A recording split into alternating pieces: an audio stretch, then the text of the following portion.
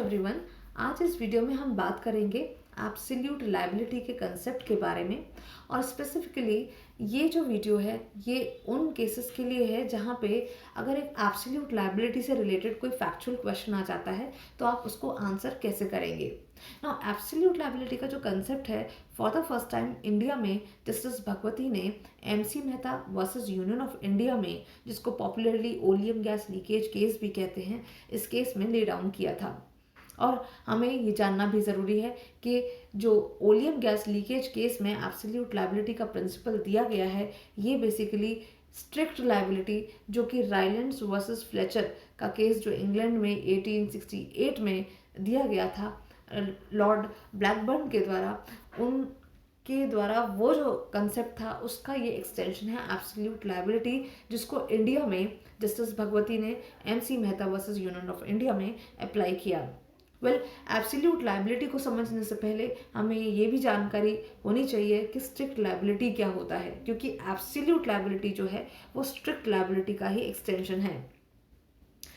Strict liability में 3 essentials होते हैं कि जहाँ पे डिफेंडेंट ने कोई चीज़ डेंजरस रखी है अपनी लैंड पर और वो अपनी लैंड का नॉन नेचुरली यूज़ करता है, और अगर इस तरीके से वो जो डेंजरस चीज़ उसकी लैंड पर रखी थी वो एस्केप करके किसी और को नुकसान पहुंचाती है, तो उस केस में वो व्यक्ति स्ट्रिक्टली लायबल होता है। लेकिन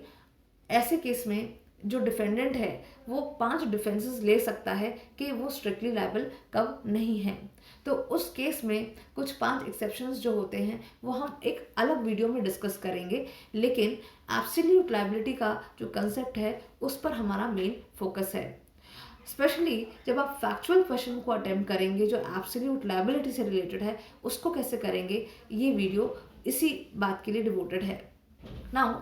क्योंकि जैसे कि मैंने आपको बताया कि ओलियम गैस लीकेज केस में ही एब्सोल्यूट लायबिलिटी का कंसेप्ट दिया गया था, तो आपको फैक्ट्स के तौर पे इस तरीके से दिया जा सकता है कि एक मैन्युफैक्चरिंग प्लांट है और जो कि पॉइजनस गैसेस जहाँ पर हैं और हजार्डियस एक्टिविटीज़ होती हैं और आसपास लोग भी रहते हैं, और सडनली एक दिन वहाँ से कुछ गैस लीक हो जाती है और कुछ लोगों को इंजर कर देती है। तो ऐसे केस में आप डिसाइड कीजिए उस पर्सन की, उस अथॉरिटी की लायबिलिटी जिसने ये डेंजरस हजार्डियस एक्टिविटी या एंटरप्राइज को एस्टैब्लिश करवाया। तो इसके आंसर में आप बताएंगे कि जो ये केस है यहाँ पर जो एंटरप्राइजेस के लिए जो रिस्पॉन्सिबल अथॉरिटीज़ हैं वो एब्सोल्यूटली लायबल होंगी, जैसे कि ओलियम गैस लीकेज केस में इस डॉक्ट्रिन को प्रपाउंड किया गया था जस्टिस भगवती के द्वारा। नाउ जैसे कि ओलियम गैस लीकेज का जो केस था, अगर आप देखें तो उसके फैक्ट्स क्या थे कि दिल्ली के कीर्ति नगर में एक दिल्ली क्लॉथ मिल्स लिमिटेड की ही एक बिलोंगिंग थी जिसका नाम था Shri Ram food and fertiliser industries.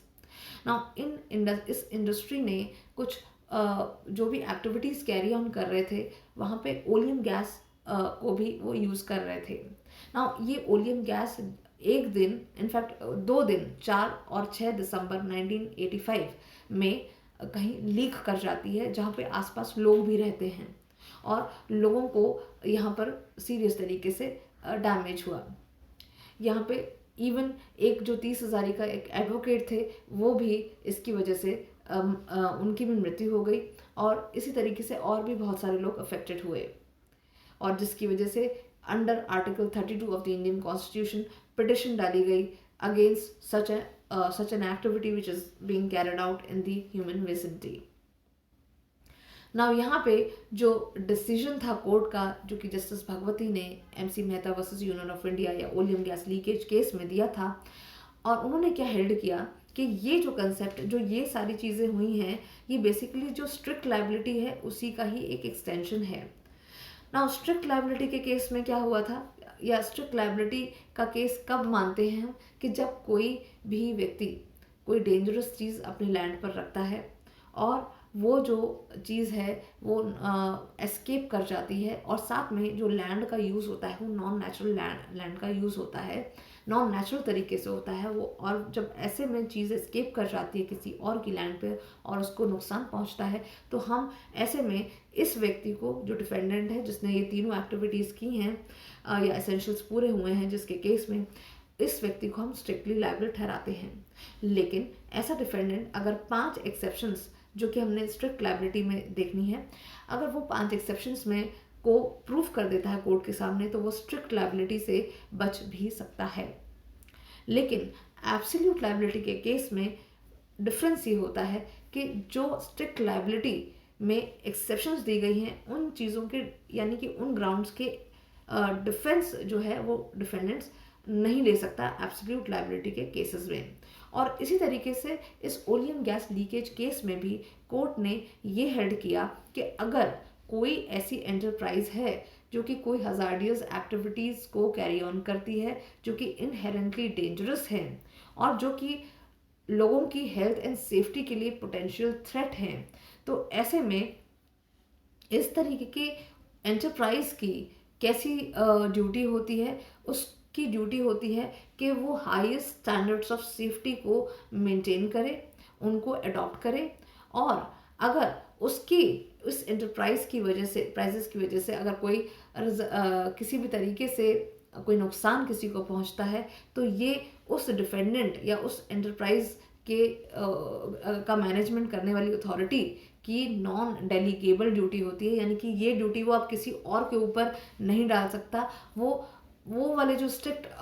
Liability में 5 एक्सेप्शन है उनका डिफेंस नहीं ले सकता, और वो ना सिर्फ स्ट्रिक्टली लायबल होगा, वो एब्सोल्यूटली लायबल होगा बिना किसी एक्सेप्शन को रिकग्नाइज किए, जो हम एक्चुअली स्ट्रिक्ट लायबिलिटी में उनको रिकग्नाइज कर रहे थे। तो अगर ये फैक्चुअल क्वेश्चन ऐसा आ जाता है आपके एग्जाम्स में, तो आप इसका आंसर इसी तरीके से करेंगे कि ये जो डिफेंडेंट है, पहली चीज़ तो ये बिल्कुल उसी तरीके से एब्सोल्यूटली लायबल है जैसे कि ओलियम गैस लीकेज केस में हेल्ड किया गया था बाय जस्टिस भगवती। फिर आप बताएंगे कि वो एब्सोल्यूटली लायबल इसलिए है क्योंकि एब्सोल्यूट लायबिलिटी के लिए जो एसेंशियल्स पूरे होने चाहिए वो ये हैं कि एक एंटरप्राइज होना चाहिए जो hazardous and inherently dangerous activities carry on कर रहा है, और जो कि एक पोटेंशियल थ्रेट है लोगों की हेल्थ एंड सेफ्टी के लिए। और ऐसे में इस एंटरप्राइज की और ज़्यादा ड्यूटी बन जाती है कि वो हाईएस्ट स्टैंडर्ड्स ऑफ सेफ्टी को